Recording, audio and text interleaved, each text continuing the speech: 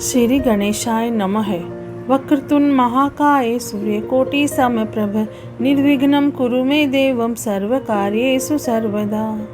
अब हम गणेश जी का नाम लेकर शिव पुराण प्रारंभ करते हैं। ओम नमः शिवाय, ओम नमः शिवाय, ओम नमः शिवाय। भोले बाबा को, शंकर भगवान को कोटि कोटि प्रणाम।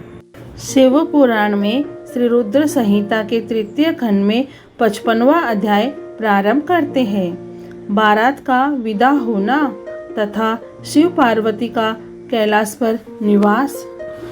ब्रह्मा जी बोले, हे नारद, इस प्रकार ब्राह्मणी ने देवी पार्वती को पतिव्रत धर्म की शिक्षा देने के उपरांत महारानी मैना से कहा कि हे महारानी, आपकी आज्ञा के अनुसार मैंने आपकी पुत्री को पतिव्रत धर्म एवं उसके पालन के विषय में बता दिया। अब आप इसकी विदा की तैयारी कीजिए। देवी मैना ने पार्वती को अपने हृदय से लगा लिया और जोर जोर से रोने लगी। अपनी माता को इस प्रकार रोते देख पार्वती की आंखों में अश्रुधारा बहने लगी। पार्वती और मैना को रोता देख सभी देवताओं की पत्नियां एवं वहां उपस्थित सभी नारियां भाव विह्वल हो उठी।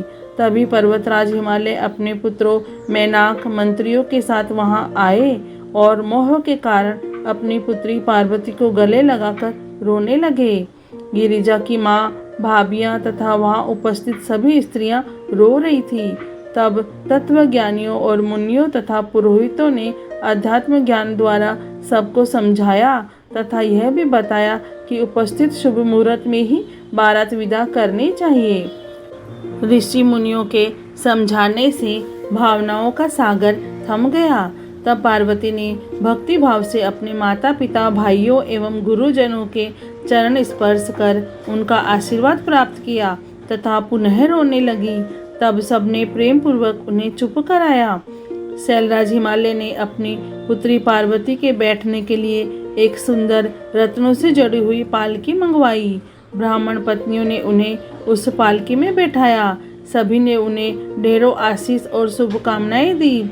शैलराज हिमालय और मैना ने उन्हें अनेक दुर्लभ वस्तुएं उपहार स्वरूप भेंट की।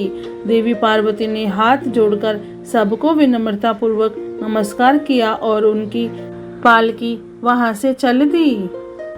प्रेम के वशीभूत होकर उनके पिता हिमालय और भाई भी उनकी पालकी के साथ साथ चल दिए।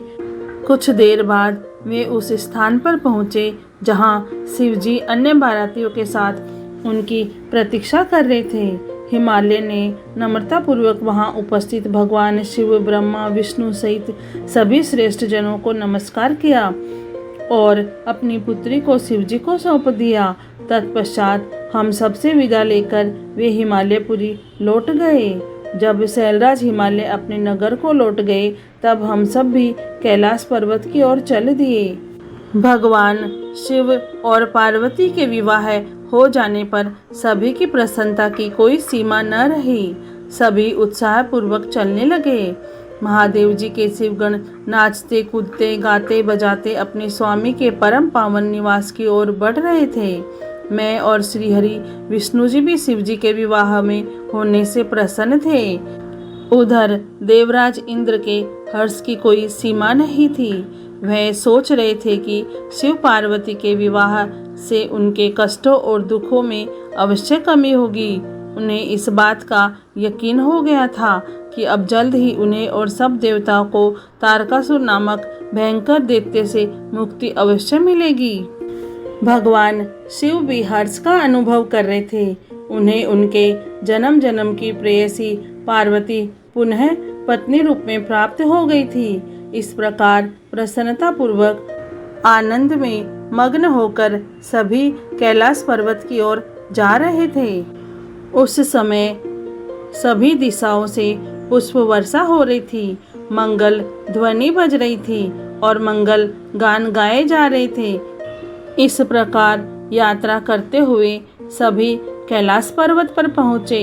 वहां पहुंचकर भगवान शिव ने पार्वती से कहा, हे देवेश्वरी, आप सदा से ही मेरी प्रिया है। आप पूर्व जन्म में मुझसे बिछुड़ गई थी। सब देवताओं की कृपा से आज हम पुनः एक हो गए हैं। आज आपको पुनः अपने पास विराजमान पाकर मैं बहुत प्रसन्न हूँ। हम दोनों का साथ तो जन्म जन्मांतरों से है।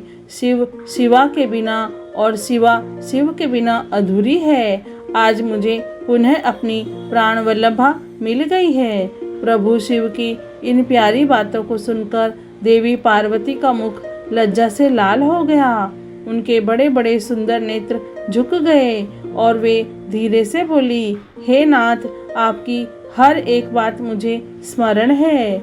मेरे जीवन में सब कुछ आप ही है। आज आपने अपनी इस दासी को अपने चरणों में जगह देकर बहुत बड़ा उपकार किया है। मैं आपको पति के रूप में पाकर धन्य हो गई हूँ। देवी पार्वती के उत्तम मधुर वचनों को सुनकर भगवान शिव मुस्कुरा दिए। तत्पश्चात भगवान शिव ने सभी देवताओं को स्वादिष्ट भोजन कराया एवं उन्हें सुंदर उपहार भेंट स्वरूप दिए। भोजन करने के बाद सभी देवता एवं ऋषि मुनि भगवान शिव के पास आए और उन्हें प्रणाम कर उनकी स्तुति करने लगे और शिव पार्वती से आज्ञा लेकर अपने अपने धाम को चले गए। तब मैंने और श्री हरि ने भी चलने के लिए आज्ञा मांगी तो शिव जी ने हमें प्रणाम किया। तब मैंने और विष्णु जी ने हृदय से लगाकर उन्हें आशीर्वाद दिया। फिर हम भी अपने अपने लोकों को चले गए।